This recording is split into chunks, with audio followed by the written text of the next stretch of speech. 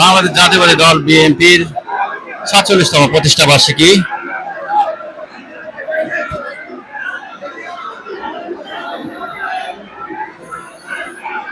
উপলক্ষে ঢাকা মহানগরের উদ্যোগে জিয়ার মাজারে পুষ্প অর্পণ করেন।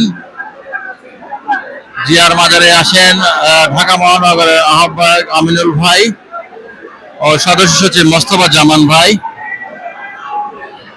উপস্থিত আছেন আমানুল্লাহ আমান ভাই, আরো অনেকেই আছেন। এই জিয়ার মাজারে আজকে প্রতিষ্ঠা বার্ষিকী উপলক্ষে এই মুহূর্তে মোনাজাত করছেন।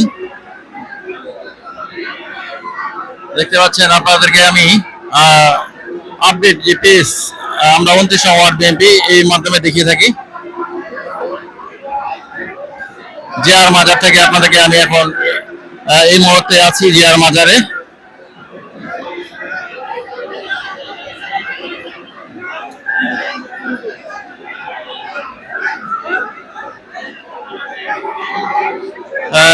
এই মুহূর্তে দেখতে পাচ্ছেন আপনারা হাজার হাজার মানুষ আজকে এই প্রতিষ্ঠা বার্ষিকী উপলক্ষে জিয়ার মাজারে আসছেন।